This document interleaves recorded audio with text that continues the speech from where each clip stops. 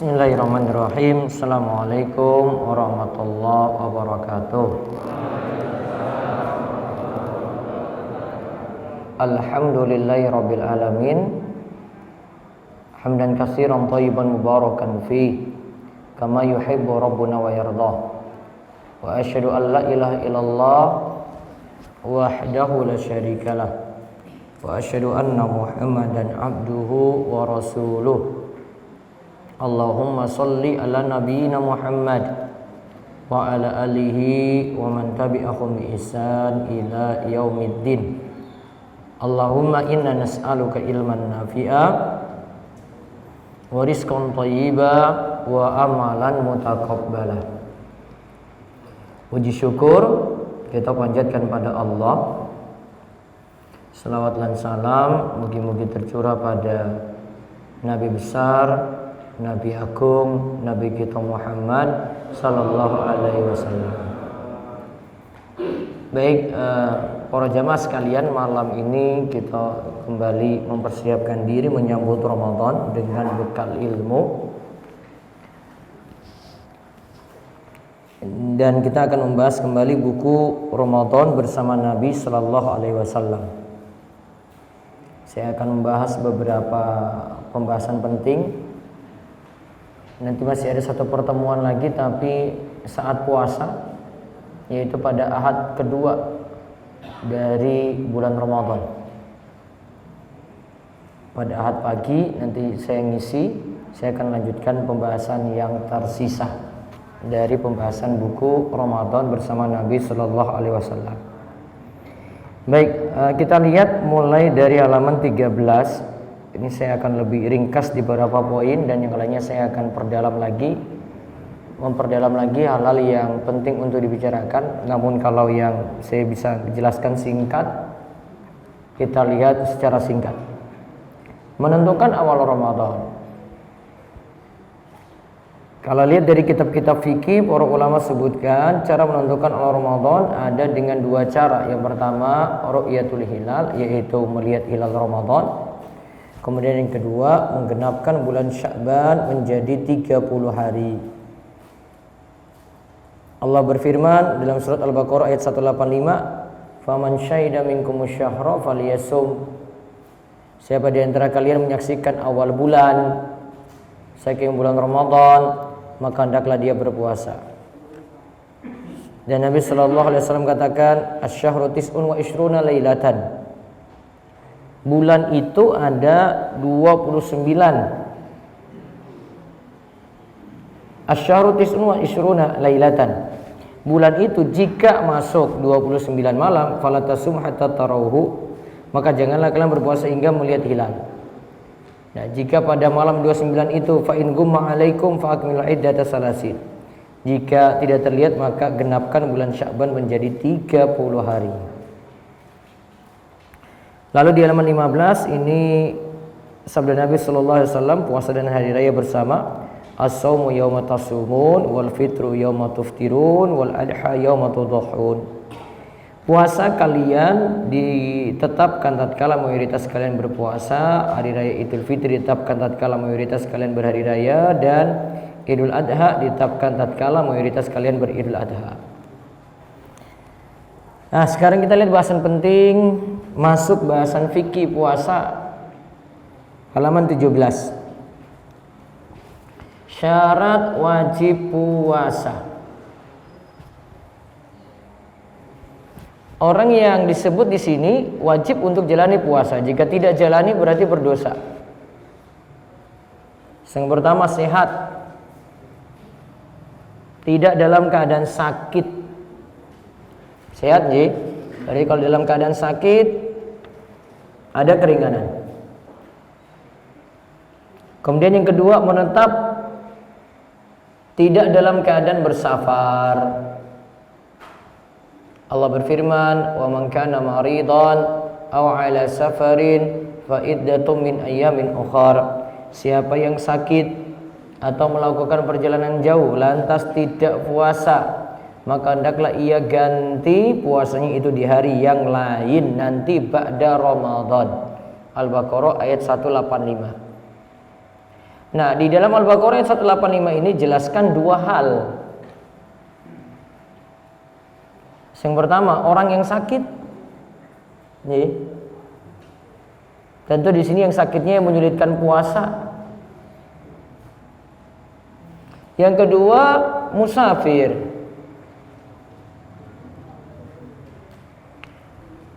Kedua keadaan ini para ulama sebut ini uzur yang membolehkan tidak puasa. Ingat kata boleh ya. Membolehkan. Berarti kalau mau puasa silakan. Kalau memberatkan tidak puasa silakan. Tapi untuk musafir disebut sekadar lakukan safar, tidak dikaitkan dengan sulit atau tidak. Pokoknya itu sudah masuk dalam kategori safar. Dia boleh ambil keringanan ketika berpuasa. Dia tidak puasa saat itu. Namun harus dipahami definisi dari safar itu apa, jaraknya itu berapa, sejak kapan boleh untuk tidak puasanya.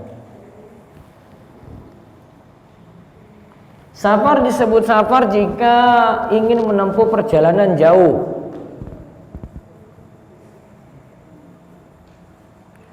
Kata jumhur, ya, kalau dikonversikan menjadi kilometer menjadi 85 kilo.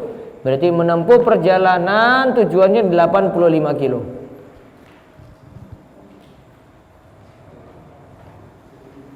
Maka sejak keluar dari rumah terakhir, dari kampungnya, dia boleh untuk mengqashar sholat.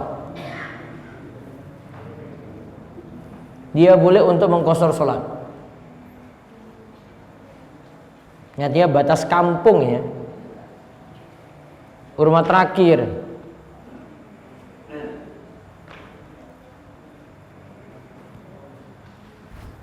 Dari situ nanti dihitung tujuannya nanti 85 kilo minimal.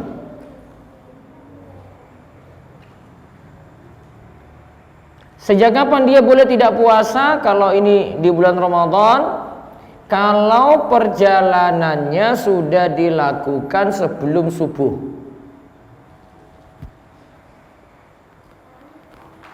Ya, kalau perjalanannya sudah dilakukan sebelum subuh. Jadi misalnya dia keluar jam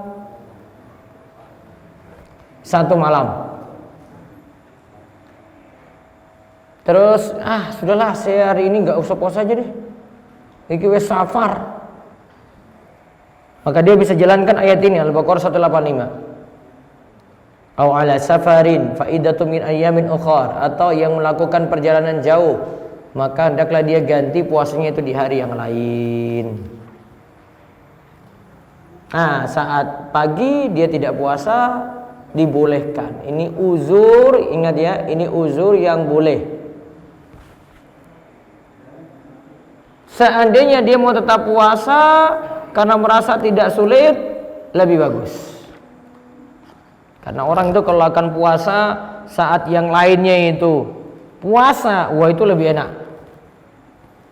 Makan sahurnya bareng, bukannya bareng, daripada nanti nyaur qadha. Mengingat kalimat saya tetap dia masih boleh ngambil keringanan tidak puasa karena safar, walaupun perjalanannya mudah. Dia pakai mobil AC, enak di situ cuma tidur aja. Wah, tapi sudah lebih dari 85 km, dia boleh ambil keringanan. Namun catatan dari mazhab Syafi'i, safar yang dilakukan itu safar mubah, bukan safar maksiat. Ingat ya, safarnya safar apa? Mubah, yang boleh. Kalau safar maksiat nggak boleh, Pak. Terus dia ngambil keringanan nggak boleh. Wis maksiat kok dapat rukhsah keringanan, nggak mungkin. Orang maksiat itu nggak dikasih keringanan dia. Maka ini khusus untuk ya orang yang melakukan safar mubah. Misalnya pengen hadiri, kalau safar mubah ya, hadiri hajatan di luar kota, sekadar rekreasi. Kalau safar maksiat gimana Bapak-bapak? Contohnya apa? Safarnya dia itu pedagang jual miras. Dia bawa dari Surabaya, bawa ke Semin. Safarnya maksiat. Enggak ambil keringanan. Kalau safarnya mubah masih boleh.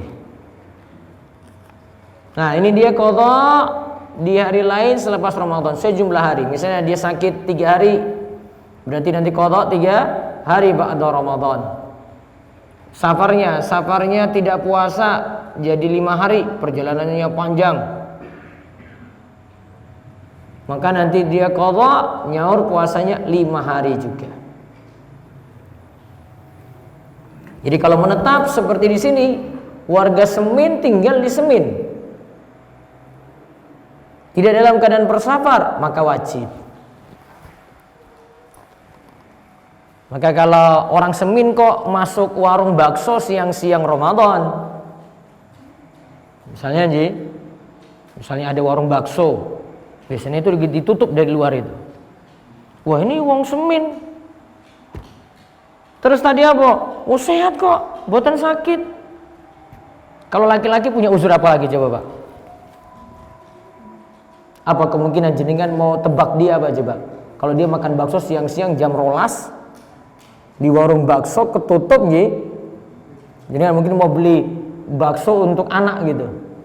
Nah, anak kan nggak wajib ya, mau beduk misalnya. Kalau laki-laki apa uzurnya lainnya Pak? Sampai dia tidak puasa. Datang bulan bisa?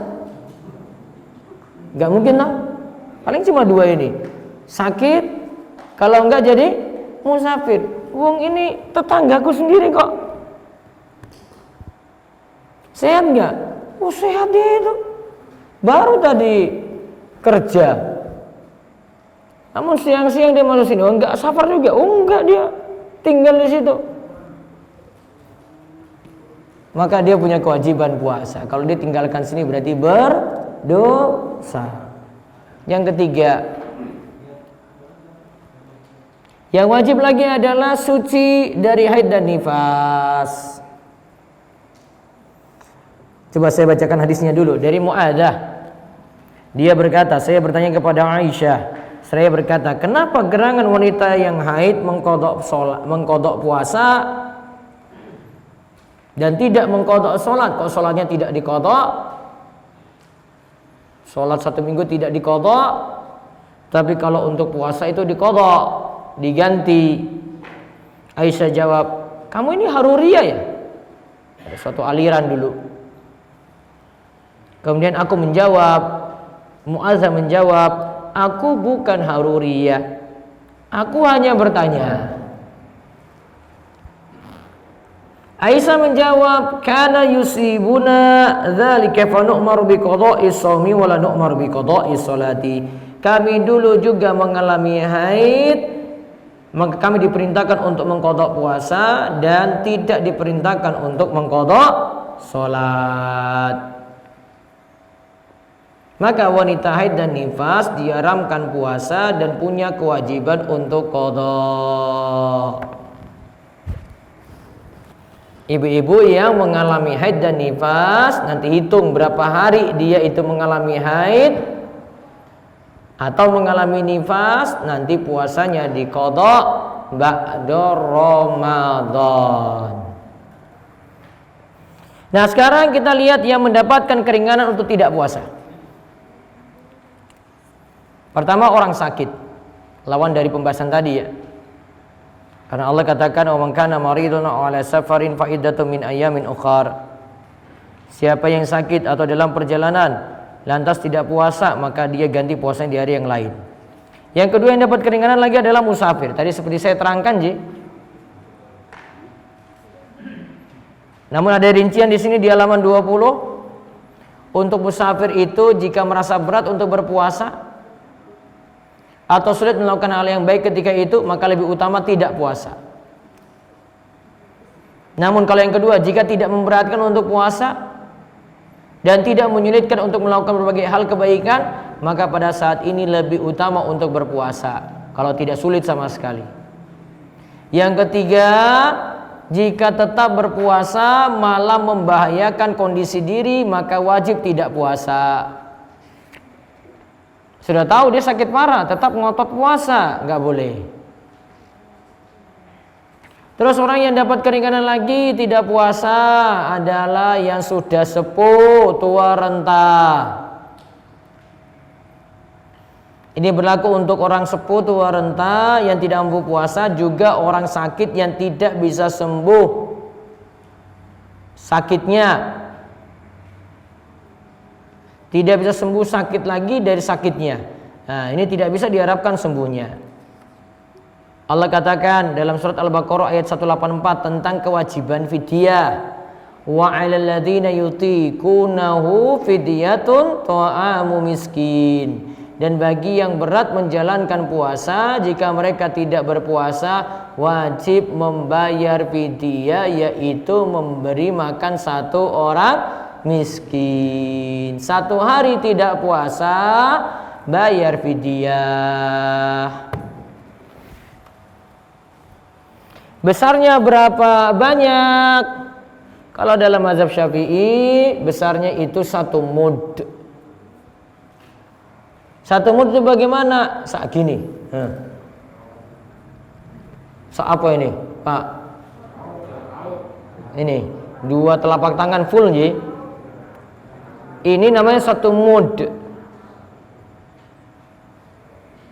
Kalau 4 mud itu sama dengan 1 sok. 1 sok itu ukuran zakat fitrah. Nabi SAW katakan, farada Rasulullah SAW zakat al-fitri. Ya, Rasulullah SAW mewajibkan zakat fitrah. Nah, besarannya so'an min tamrin atau so'an min syairin. Kata Nabi SAW, 1 sok dari kurma, 1 sok dari gandum. Nah, 1 sok itu 4 kali mud. Berarti 1 mud itu 1/4 dari zakat fitrah. 1/4 dari zakat fitrah. Taruhlah zakat fitrahnya 2,5 Ji. 2,5 dibagi 4 berapa? 6, nah taruhlah 7 ons lah kita taruh. 1 kali fidyah 1 mud. Ustaz, pakai standar beras apa ini? Beras yang saya biasa makan atau boleh berasnya bebas? Berasnya bebas. Tidak disyaratkan pakai beras yang dimakan. Yang penting jangan terlalu murah, pertengahan. Kalau 30 hari tidak puasa, berarti dikalikan 30 mud. Berapa berarti? 30 kali 7 ons. 21 kilo.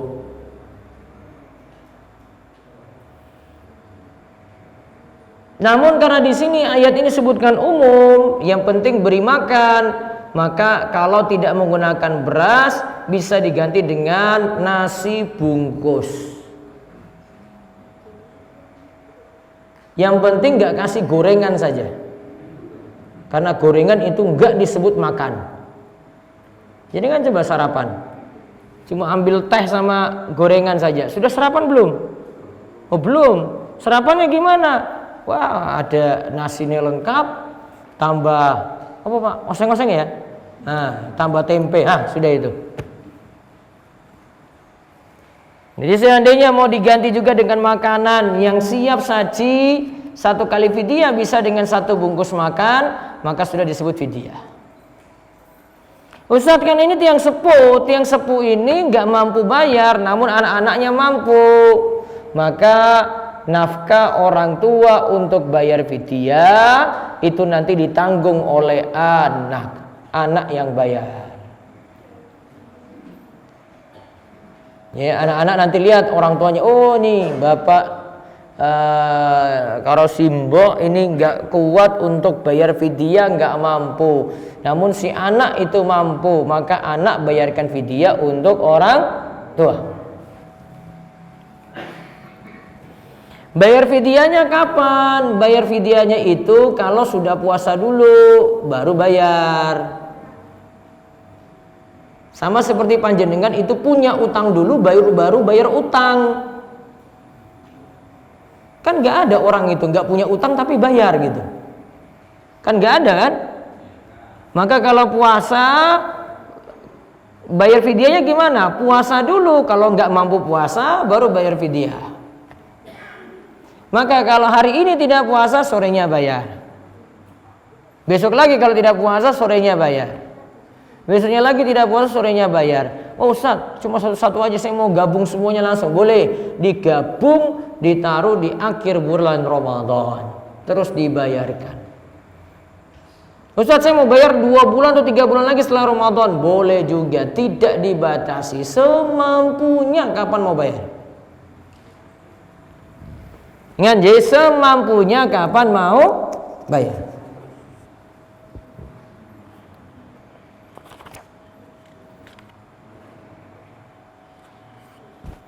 Sekarang yang keempat, yang dapat keringanan tidak puasa, wanita hamil dan menyusui.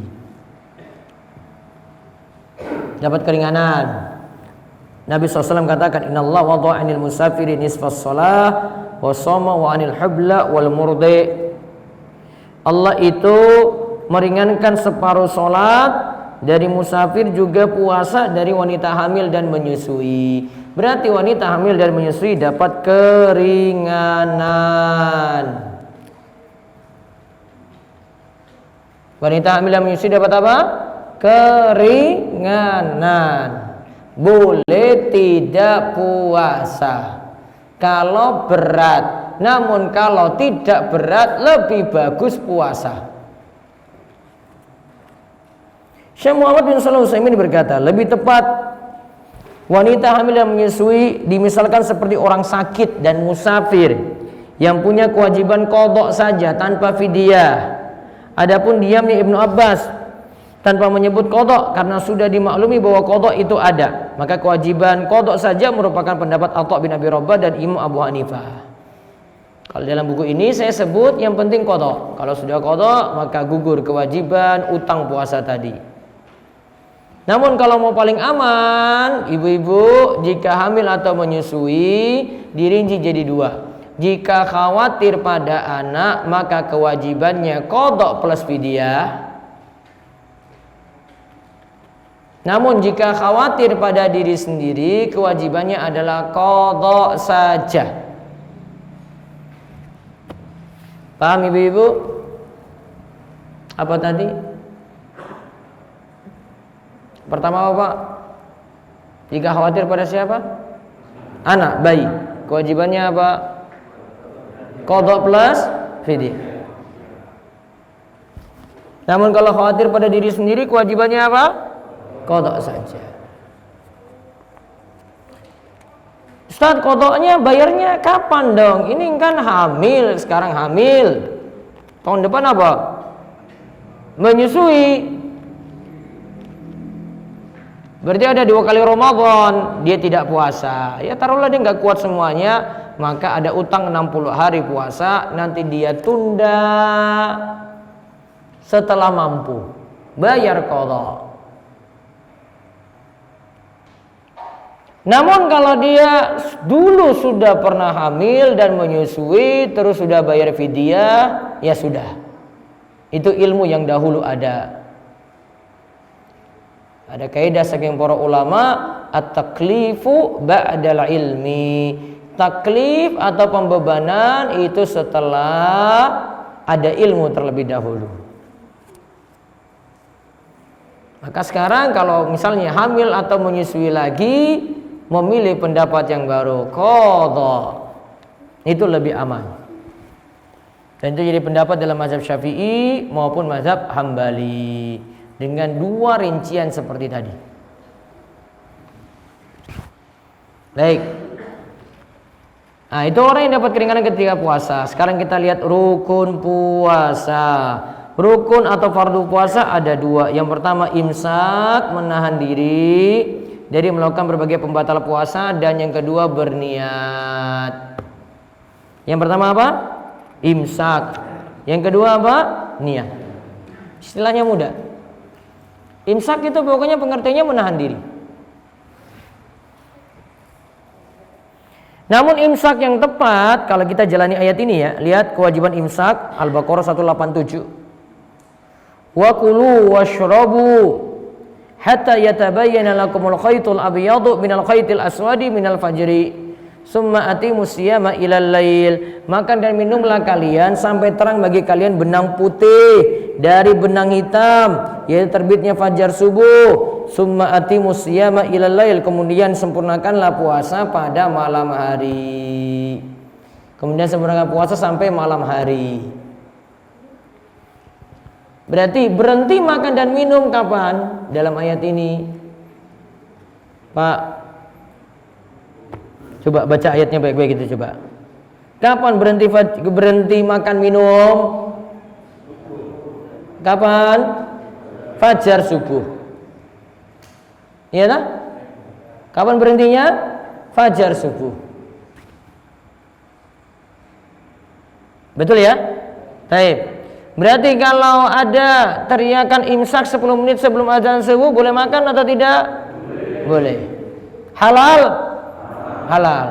Boleh minum? Boleh. Boleh rokok? Urusanmu, Pak.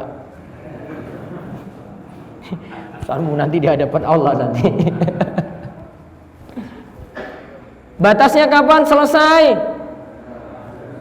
Hah? Kapan? Azan subuh pokoknya sudah selesai. Makanya kalau bisa sebelumnya gitu. Seandainya jenengan tetap nekat, misalnya ada, ini kata Imam Nawawi ya, kalau ada yang makan sudah tertelan nih, sudah di mulut nih, cuma sudah mau masuk kan, nah, dilepeh lagi, karena sudah masuk azan subuh.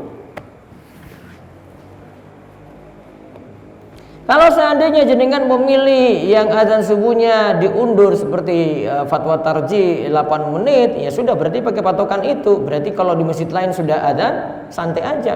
Masih 8 menit meneh. Santai itu. Karena bagi jenengan yakin yang 8 menit setelah azan biasa masih boleh makan itu. Masih halal. Nah, ketika sudah azan subuh yang tepat waktu tadi menurut panjenengan, maka tidak boleh lagi makan dan minum. Ustadz, saya bangun sahurnya telat, pas azan subuh baru bangun, boleh makan? Minum aja deh, minum. Gur wedangan putih lah, wedang putih, boleh nggak? Nggak boleh. Resikomu telat. Kalau tanginnya jam 6, ada yang nanya loh itu. Ustadz, saya jam 6 itu saya sarapan lagi Ustadz, sahur Ustadz biar kuat puasa. Nggak ada ampun bagimu Pak. Batal. Dianggap nggak melaksanakan ayat dari azan subuh. Jam 6 itu sudah lebih, nggak boleh. Kalau jenengan masih TK atau masih SD, masih saya maklumin tuh puasanya beduk, ya wes ora masalah. Ya puasa beduk dikasih aturan ketat. Ini nggak pakai aturan ketat kalau anak-anak Pak. Ya, nih anak-anak ini dah. Misalnya bangunnya jam 6 toh, saya sahur dulu. Ya gimana? Wong dia nggak wajib puasa. Ya nah. Namun biasakan tetap bangun sahur juga si anak.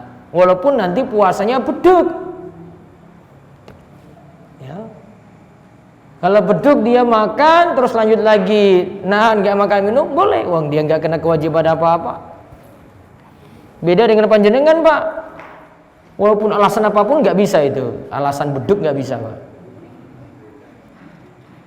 Karena ada yang nanya ke saya orang Panggang ini ya, Ustadz, kami ini pas puasa kemarin tuh golek pakan tekan Bantul, terus pas azan zuhur saya batal Pak Ustadz, saya beduk dulu gitu.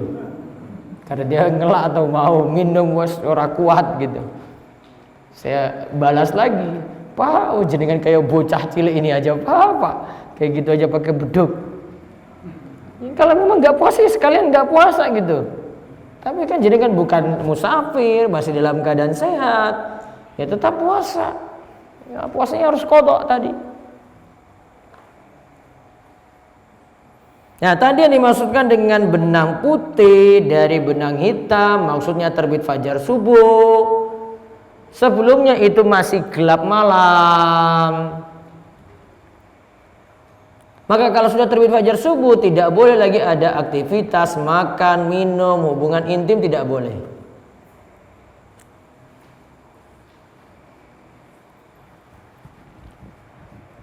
Namun ada orang yang misalnya lakukan pelanggaran di bulan Ramadan, dia sengaja batal ke puasa siang-siang.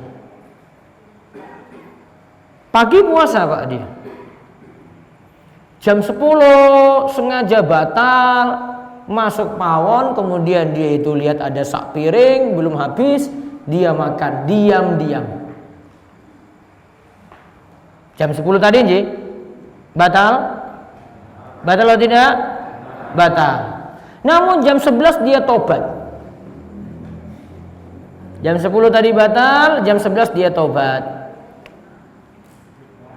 Sekarang puasanya gimana? Lanjut? Atau lanjut makan lagi boleh? Apa lanjut makan lagi? Enggak.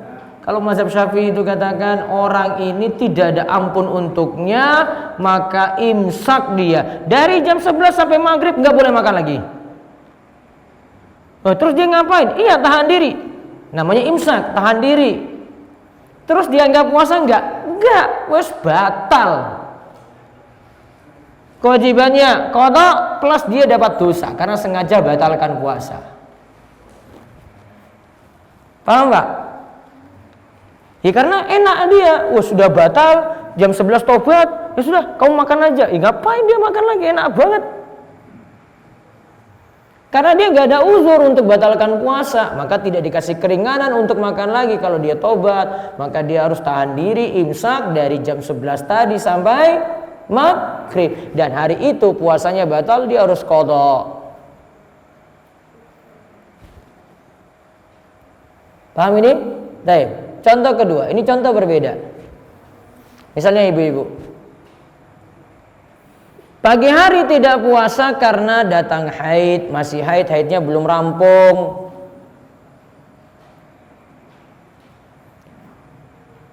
Jam 10 suci, segera mandi.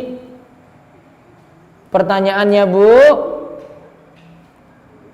lanjut puasa atau boleh makan lagi?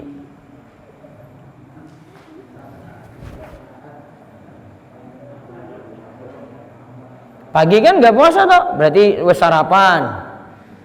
Karena datang bulan tadi kan. Terus jam 10 Bu, jenengan suci. Pertanyaan, boleh lanjut makan lagi atau tidak Bu?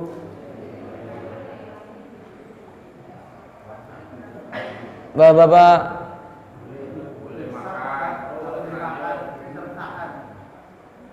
imsak juga, tetap tahan juga dia. Apa bedanya dengan yang tadi kalau gitu? Pak, kalau yang tadi yang pertama itu orang itu sehat sengaja batal. Kalau ini ibu-ibu punya uzur memang nggak puasa. Justru kalau puasa dosa tuh ibu-ibu tadi yang pagi ya. Tapi jam 10 kan wes suci, pun suci nje, maka ketika jam 10 sampai maghrib cuma disunahkan imsak, tapi masih boleh makan berarti. Hanya sunnah. Tapi yang tadi enggak, wajib tahan diri. Kenapa tahan diri? Salahmu. Kalau yang ini, kasus kedua ini apa? Disunnahkan. Istilahnya sama J, imsak. Perbedaannya kalau yang orang pertama tidak ada uzur untuk batal, kalau orang kedua ada uzur untuk batal. sehingga perlakuannya berbeda pula. Allahumma shalli. Sekarang rukun yang kedua adalah niat. Adapun perintah berniat sebagaimana dalam hadis Ibnu Umar, innamal a'malu binniyat. Hadis Umar bin Khattab, innamal a'malu binniyat. Sesungguhnya setiap amalan tergantung pada niatnya. Dan niat itu dalam mazhab Syafi'i adalah al-qasdu, keinginan. Qasdu syai' muqtarinan bi fi'lihi. Keinginan melakukan sesuatu dan diniatkan ketika mau melakukan perbuatan tersebut.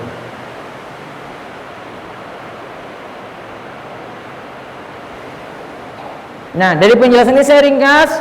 Niat dalam mazhab Syafi'i ada 3, Pak, Bu. Kalau mau berniat Ramadan, 3 ini harus ada. Dicatat nih 3 ini. Yang pertama tabyid, yang kedua tikrar, yang ketiga ta'yin. Pertama apa? Tabyid. Yang kedua tikrar. Yang ketiga ta'yin.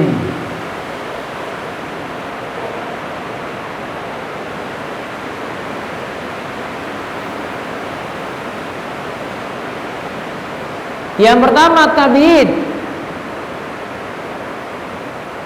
Tabyid itu berarti niat harus ada di malam hari. Niat puasa Ramadan atau puasa wajib harus ada di malam hari.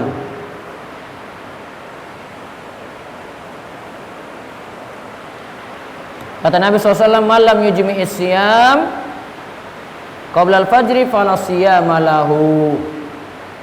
Siapa yang tidak berniat sebelum fajar subuh, maka puasanya tidak sah. Berarti harus ada niat di malam hari. Makanya biasanya orang-orang kita itu kalau niat ba'da tarweh, itu namanya niat. Yang penting di malam hari, gak mesti dekat subuh. Yang kedua tikrar, niat puasa Ramadan diulang tiap hari.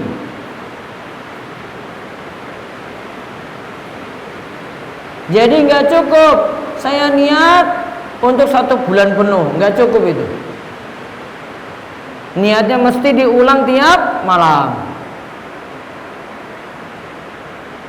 Yang ketiga, syarat niat adalah ta'yin. Ditentukan mau lakukan puasa apa. Kalau puasa Ramadan, dia niatkan puasa Ramadan.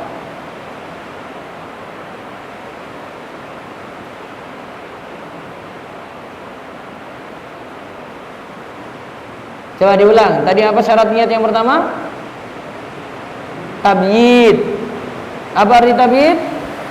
Niat harus ada di malam hari sebelum subuh.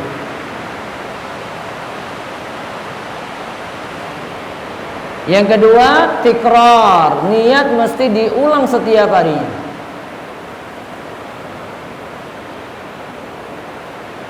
Yang ketiga, ta'yin. Niat mesti ditentukan.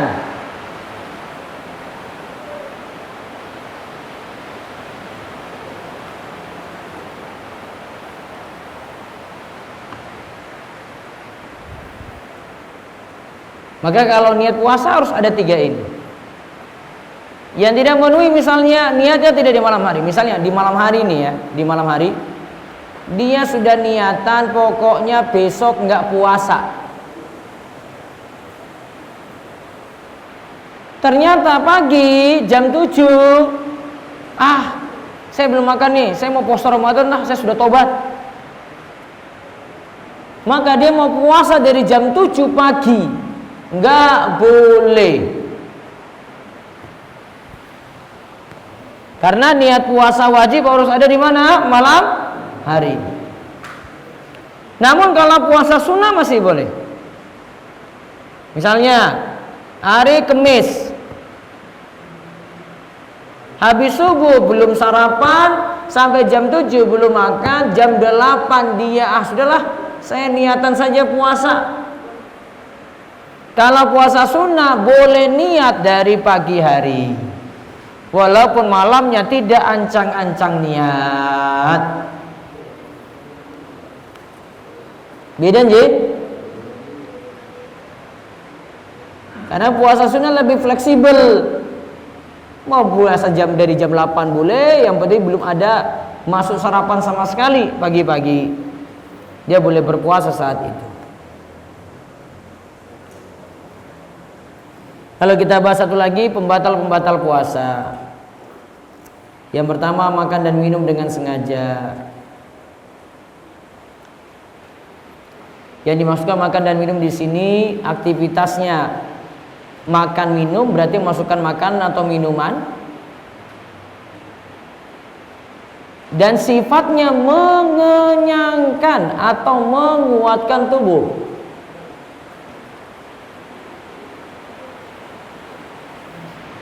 Kalau ada sesuatu yang masuk ke dalam tapi sifatnya tidak mengenyangkan, tidak menguatkan tubuh,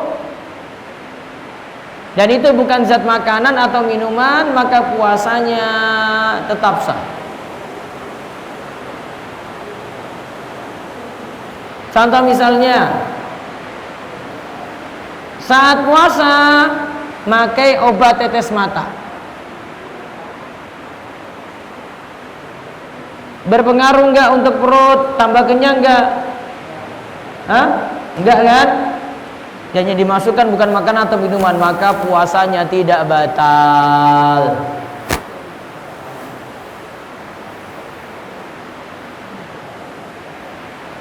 Suntik saat puasa. Suntik ada dua macam. Ada yang dimasukkan itu non makanan, bukan makanan, bisa masuk pada otot, kulit atau pembuluh darah. Ini tidak batalkan puasa karena masuknya bukan makanan. Seperti misalnya ibu-ibu suntik KB, atau di masa Covid kayak gini disuntik vaksin, tidak batalkan puasa. Ada di fatwa MUI juga nomor 13 tahun 2021. Yang kedua, suntik yang lewat pembuluh darah dan yang dimasukkan zat makanan, maka seperti ini membatalkan puasa. Baik, saya lanjut ya. Namun kalau makan dan minumnya dalam keadaan lupa, maka dimaafkan. Misalnya siang-siang masuk dapur, ada lihat piring lengkap dengan nasi dan lauk pauknya, terus habis sak piring tambah minum. Setelah itu baru ingat, ya Allah sekarang 1 Ramadan, puasanya sah atau tidak? Sah, boleh lanjut puasa. Berarti yang tadi makanannya sudah masuk, Allah yang memberikan dia minum, Allah yang memberikan dia makan. Namun kalau di tengah-tengah makan sudah tahu itu puasa, tidak boleh dilanjutkan. Kalau dilanjutkan puasanya batal, wajib diqadha. Kemudian yang membatalkan puasa lagi adalah muntah dengan sengaja. Muntah dengan sengaja ini muntah yang tidak bisa dikendalikan. Maaf, muntah yang dia itu sengaja, beda dengan muntah yang tidak bisa dikendalikan. Kalau ada muntah yang tidak bisa dikendalikan, tidak batalkan puasa. Contoh muntah tidak bisa dikendalikan, orang wanita hamil, ya, dia mual-mual terus muntah, itu tidak bisa dikendalikan. Di kendaraan nggak biasa naik mobil, Dia biasanya naik motor, ketika naik mobil mual-mual lagi, maka tidak bisa dikendalikan. Nah, kalau terjadi seperti ini, itu muntah dengan tidak sengaja, maka tidak batal puasa. Namun kalau muntah dengan sengaja, batal puasa. Kemudian yang ketiga yang membatalkan puasa lagi adalah mendapati haid dan nifas. Karena Nabi SAW katakan, "Alaysa idza hadat lam tusalli wa lam tasum." Bukankah jika wanita itu haid maka dia tidak sholat dan tidak puasa? Terus yang keempat, jima atau bersetubuh dengan sengaja. Jima atau bersetubuh dengan sengaja. Dan ini nanti akan kena kafaratul uzma, kafarat besar. Kafaratnya adalah satu, membebaskan satu orang budak. Jika tidak mampu adalah berpuasa 2 bulan berturut-turut. Jika tidak mampu adalah memberi makan kepada 60 orang miskin. Yang kelima, keluar mani karena bercumbu. Dia mencium istri lantas keluar mani. Ini tidak jima, tidak hubungan intim, tetapi bercumbu, maka puasanya batal. Namun kalau mimpi basah, tidak batal puasa. Nah, konsekuensi dari melakukan batal puasa ini adalah qada puasa, kecuali jima tadi. Jima tadi ya punya urutan. Membebaskan satu orang budak, jika tidak mampu memberi makan kepada 60 orang miskin, jika tidak mampu berpuasa 2 bulan, jika tidak mampu berpuasa 2 bulan berturut-turut, baru jika tidak mampu lagi baru memberi makan kepada 60 orang miskin. Wallahu a'lam bishawab. Ini yang kita bahas malam ini. Sisanya insyaallah pada ahad kedua dari Ramadan. Saya nanti datang kajian ahad pagi. Nanti kita selesaikan bahasan yang lainnya.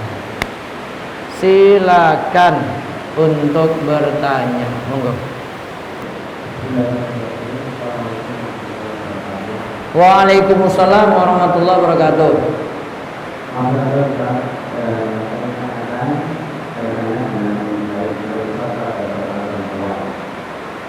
Bagaimana kalau terjadi atau misalnya kebutuhan pada saat Ramadan itu apakah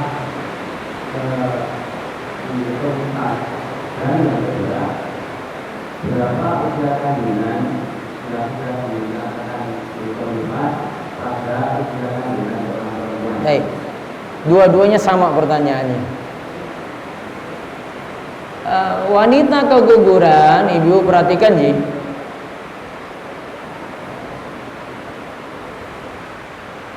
dia akan mengalami 3 fase penting yang ini nanti punya pengaruh dalam masalah hukum.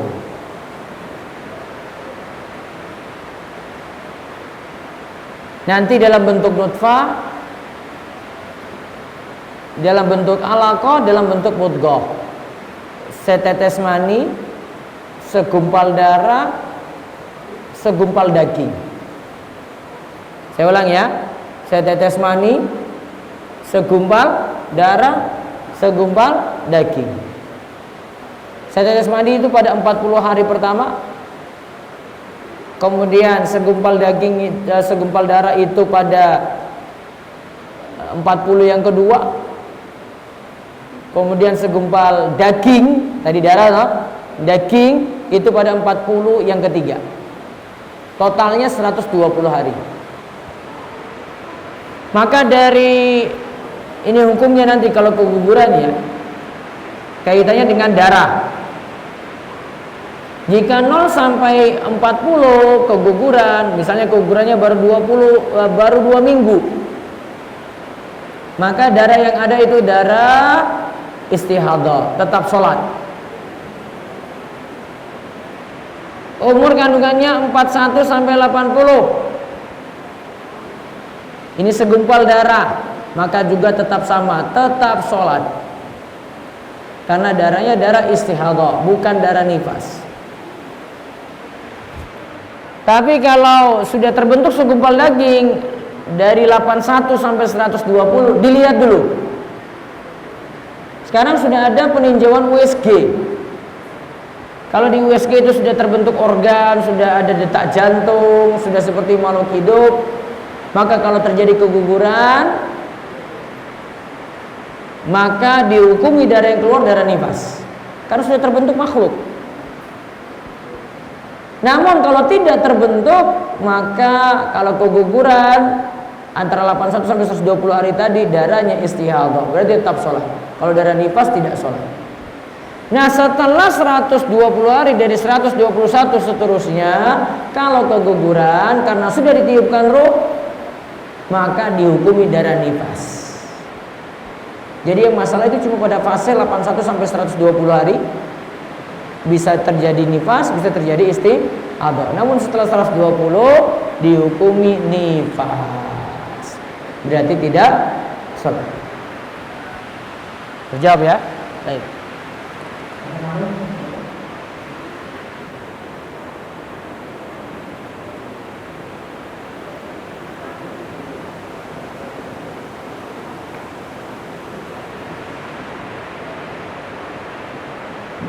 Assalamualaikum warahmatullahi wabarakatuh. Waalaikumsalam warahmatullahi wabarakatuh. Masalah safar yang katakan minimal itu 85 km. Sekarang ini jam modern menempuh jarak 100 sampai 250 km cuma 1 jam. Satu lakor itu harga masuk Safar itu tidak dihitung dari kemudahan, Pak. Seandainya nanti ke depan zaman itu cuma pakai pintu ajaib aja, Pak, tapi sudah lompat tuh sampai 85 kilo, maka sebut safar itu. Tidak pakai kemudahan di sini. Orang Jakarta ke Jogja itu cuma 1 jam aja, Pak. Padahal itu sudah melampaui lebih dari 85 kilo. Tetap safar.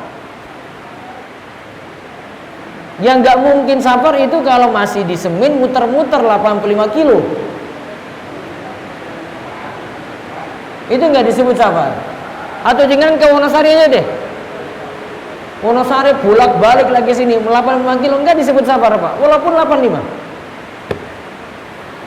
Karena jarak dari Semin Wonosari bukan jarak safar, walaupun jenengan muter-muter sampai dapat 85. Gitu, Ji. Baik.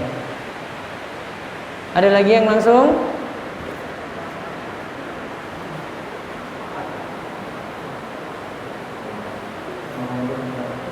Ya, waalaikumsalam warahmatullahi wabarakatuh. Gimana?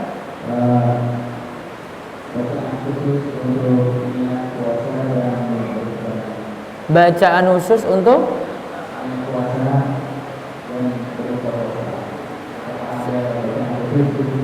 bacaan niat tertentu tidak ada. Namun biasanya dibacakan ba'da tarwih. Ya, kalau saya biarin aja dulu deh. Biarin daripada konflik. Gitu aja. Baik.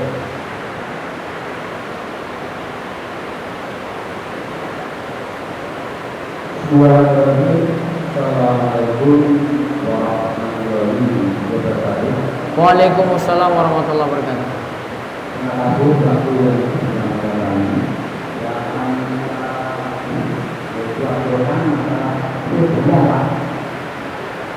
Itu biasanya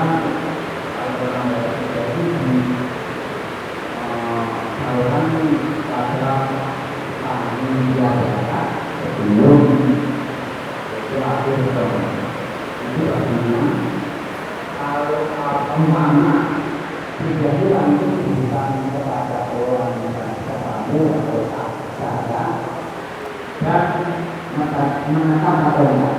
Pertama, Hijrah itu biasanya orang yang sepuh, orang yang mampu berdua, lalu bayarnya dilakukan pada panitia yaitu zakat dana. Kalau yang kedua, usaha itu diberikan pada orang yang tidak mampu bagaimana dan menekan atau enggak. Artinya ada satu orang atau Tidak. Terima kasih. Assalamualaikum warahmatullahi wabarakatuh. Fidyah mau serahkan ke panitia boleh, yang penting dalam bentuk makanan. Tapi nanti penyalurannya untuk orang miskin saja. Terus yang kedua, tadi fidyah tadi untuk yang kedua apa tadi, Pak?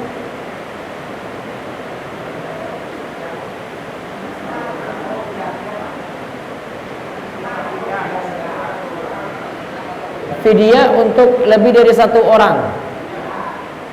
Kalau satu mud, tadi kan satu mud Ji, satu mud serahkan ke satu. Kalau cuma satu mud saja nggak boleh dibagi jadi beberapa orang, nggak boleh. Tapi kalau utang puasanya sudah misalnya 30 hari, dia bagi ke berapa orang boleh. Yang penting orang miskin. Gitu Ji. Mau salurkan panitia zakat boleh, mau serahkan langsung, apalagi kalau ada sedulur yang miskin, lebih afdol. Ada lagi? Ibu-ibu di luar? Ibu-ibu ada yang mau tanya?